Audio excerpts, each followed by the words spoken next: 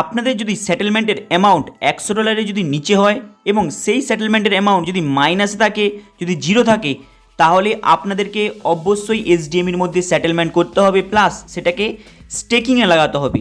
কারণ আপনারা প্রত্যেকে জানেন, তাই এই ভিডিওতে আপনাদের দেখাবো কিভাবে আপনাদের সেটেলমেন্টের অ্যামাউন্ট যদি মাইনাসে হয় সেটাকে কিভাবে এসডিএমের মধ্যে নিয়ে যাবেন, এবং যদি $100 নিচে থাকে সেটাকে কিভাবে এসডিএমতে নিয়ে যাবেন প্লাস স্টেকিংয়ে লাগাবেন। কারণ আপনারা প্রত্যেকে জানেন $100 নিচে অ্যামাউন্ট হলে আপনারা লাইভ অ্যাকাউন্টে যেতে পারবেন না। চলুন তাহলে আজকে লাইভ প্রুফ দেখাবো। আপনারা আপনাদের এসডিএফএক্স গ্লোবালের আইডিটাকে ওপেন করবেন। ওপেন করার পরেই আপনারা সেটেলমেন্টে চলে যাবেন। দেখছেন এখানে অলরেডি $100 মাইনাস দেখাচ্ছে। এটাকে কিভাবে আপনাদেরকে সেটেলমেন্ট করে দেবো এসডিএমের মধ্যে, প্লাস সেখান থেকে স্টেকিংয়ে লাগাবো, লাইভ প্রুফ দেখাবো। ভিডিওটাকে মন দিয়ে দেখবেন। এখানে দেখতে পাচ্ছেন এসডিএমই এন্টার আইডি, মানে আপনাদের যে এসডিএমির যে আইডিটা যে ওপেন করেছেন সেই অ্যাপসটাকে ওপেন করবেন। ওপেন করার পরে সামনের পেজে দেখতে পাবেন এসডিএমই কোড বলে দেখতে পাবেন। ওটাকে কি করবেন আপনারা দেখে নেবেন।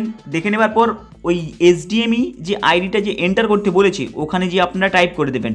টাইপ করে দেওয়ার পরেই এখানে মোবাইল নাম্বার চুজ করতে পারেন, ইমেল আইডি চুজ করতে পারবেন। এখানে আপনারা যেটা পছন্দ সেটা চুজ করতে পারেন। চুজ করে নেওয়ার পর সেন্ড ওটিপিতে ক্লিক করবেন। ক্লিক করার পরেই আপনাদের কাছে ওটিপি চলে আসবে। ওটিপিটা টাইপ করে দেবেন। ওটিপিটা টাইপ করে দেওয়ার পরেই আপনারা এখানে ট্রান্সফার নামে ক্লিক করবেন। ক্লিক করলেই আপনাদের এসডিএফএক্সের যে আপনাদের সেটেলমেন্টের অ্যামাউন্টটা আপনাদের এই এসডিএমই ওয়ালেটের মধ্যে চলে আসবে। আপনারা এসডিএমই ওয়ালেটটাকে ওপেন করবেন। ওপেন করার পর নিচে চলে আসবেন। এখানে দেখতে পাবেন ওয়ালেট ব্যালেন্স। এই ওয়ালেট ব্যালেন্সটাই হচ্ছে আপনাদের এসডিএমই ব্যালেন্স। এটাকে আপনাদেরকে স্টেকিংয়ে লাগাতে হবে। স্টেকিংয়ে যদি আপনারা না লাগান তাহলে কিন্তু এখানে অটোমেটিক পড়ে থাকবে, আপনাদের কোনো লাভ নেই। তাই আপনাদেরকে 1 বছরের জন্য স্টেকিংয়ে লাগাবেন, প্লাস 18% ইন্টারেস্টে পাবেন। চলুন আপনাদেরকে লাইভ প্রুফ স্টেকিংয়ে কীভাবে লাগাতে হয় সেটাকে দেখিয়ে দিচ্ছি। আপনারা আপনাদের ওই অ্যাপসটাকে ওপেন করার পরেই 3 ডটে যাবেন। যাওয়ার পরে এখানে দেখতে পাচ্ছেন স্টেকিংয়ে যাওয়ার পর এখানে চুজ স্টেকিং প্ল্যান এই অপশানটা ক্লিক করবেন। ক্লিক করার পরে আপনারা দেখতে পাবেন চুজ স্টেকিং প্ল্যানের কাছে যখনই ক্লিক করবেন ওখানে দুটো অপশান, একটি হলো 1 ইয়ার 18%, আরেকটি হলো 2 ইয়ার্স 24%। এখানে আপনারা 1 ইয়ারই প্রত্যেকটাই চুজ করবেন। আপনারা দেখেছেন এসডিএমই যে ওয়ালেটের যে ব্যালেন্সটা দেখিয়েছিল ওখানে ওই ব্যালেন্সটা এখানে টাইপ করে দেবেন। টাইপ করে দেওয়ার পর সাবমিটে ক্লিক করবেন। ক্লিক করার পরে আপনাদের কাছে এইভাবে একটি অপশান খুলে আসবে যেখানে আপনারা ওকে করবেন।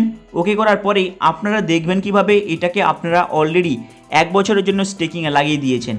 এরপরে আপনারা কি করবেন 3 ডটে যাবেন। 3 ডটে যাওয়ার পরে আপনারা দেখতে পাবেন মাই অ্যাক্টিভ প্ল্যান। এই মাই অ্যাক্টিভ প্ল্যানের উপরে ক্লিক করবেন। ক্লিক করলেই আপনাদের কাছে দেখবেন আপনাদের ওটা পুরো 1 বছরের জন্য অলরেডি স্টেকিংয়ে চলে গিয়েছে। সেখানে আপনারা 18% ইন্টারেস্ট পাবেন 1 বছর পরে। মানে ভেবেছেন এটা আপনারা লাইভ প্রুফ আপনারা প্রত্যেকে নিজেরা করে নেবেন। কারণ যদি আপনাদের ওয়ালেটে ব্যালেন্স পড়ে থাকে তাহলে কিন্তু সেই ব্যালেন্সটা আপনাদের স্টেকিংয়ে যাবে না, আপনাদেরকে নিজেদেরকে স্টেকিংয়ে ওটাকে লাগাতে হবে। তাই অনেকে সেটেলমেন্ট করার পর হয়তো স্টেকিংয়ে লাগাচ্ছে না কিংবা ওয়ালেটে ব্যালেন্সটা পড়ে আছে। আপনারা একবার চেক করে নেবেন আপনাদের এসডিএমির যে ওয়ালেটটা রয়েছে। এইভাবে আপনারা চেক করে দেখে নেবেন আপনারা ওই অ্যামাউন্টটা কবে 18% রিটার্ন পাবেন। এখানে যেমন মেনশন করা আছে 14 আগস্ট 2025 সালে এই 18% সহ এই এসডিএমির ওয়ালেটের টোটাল ব্যালেন্সটা এল ব্যাংকের মাধ্যমে উইথড্রল করতে পারবেন ইউএসডিটির ফর্মে। হাই গাইস, আপনাদের এই আপডেটটা কেমন লাগলো লাইক অ্যান্ড সাবস্ক্রাইব করে দেবেন। চলুন দেখা হবে আবার নেক্সট ভিডিওতে।